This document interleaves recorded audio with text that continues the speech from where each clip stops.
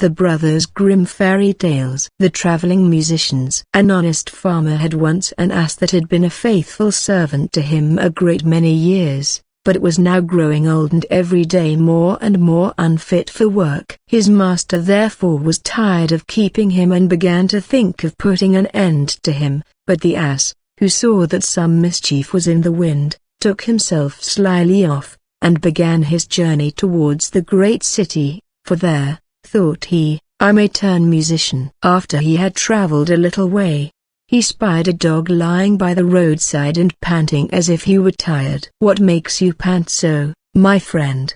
said the ass. "Alas," said the dog, "my master was going to knock me on the head, because I am old and weak, and can no longer make myself useful to him in hunting, so I ran away, but what can I do to earn my livelihood?" "Hark ye," said the ass, "I am going to the great city to turn musician. Suppose you go with me, and try what you can do in the same way?" The dog said he was willing, and they jogged on together. They had not gone far before they saw a cat sitting in the middle of the road and making a most rueful face. "Pray, my good lady," said the ass, "what's the matter with you? You look quite out of spirits." "Ah, me," said the cat, "how can one be in good spirits when one's life is in danger? Because I am beginning to grow old, and had rather lie at my ease by the fire than run about the house after the mice. My mistress laid hold of me, and was going to drown me, and though I have been lucky enough to get away from her, I do not know what I am to live upon."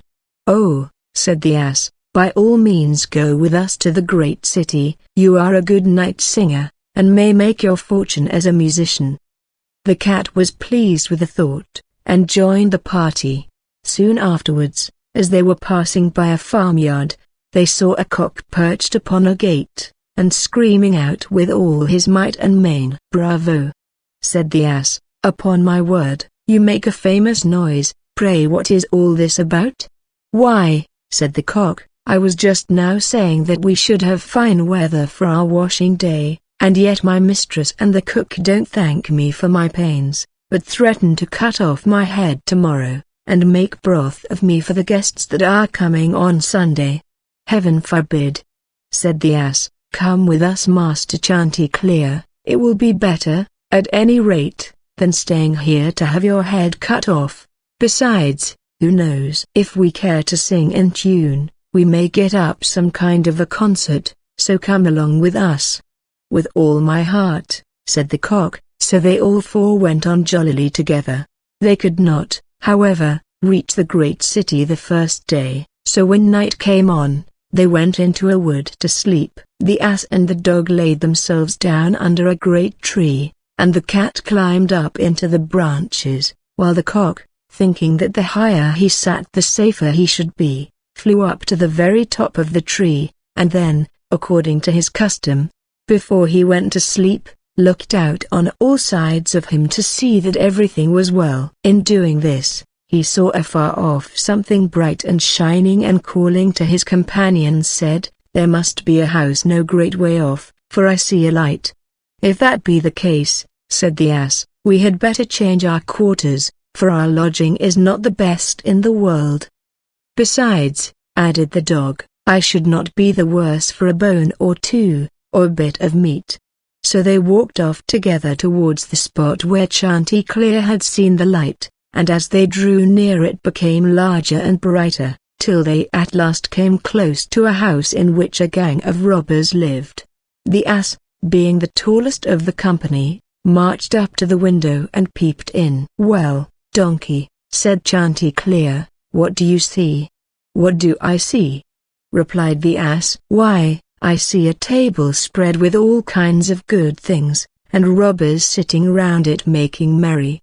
"That would be a noble lodging for us," said the cock. "Yes," said the ass, "if we could only get in." So they consulted together how they should contrive to get the robbers out, and at last they hit upon a plan. The ass placed himself upright on his hind legs, with his forefeet resting against the window. The dog got upon his back, the cat scrambled up to the dog's shoulders, and the cock flew up and sat upon the cat's head. When all was ready, a signal was given, and they began their music. The ass brayed, the dog barked, the cat mewed, and the cock screamed, and then they all broke through the window at once, and came tumbling into the room, amongst the broken glass, with a most hideous clatter.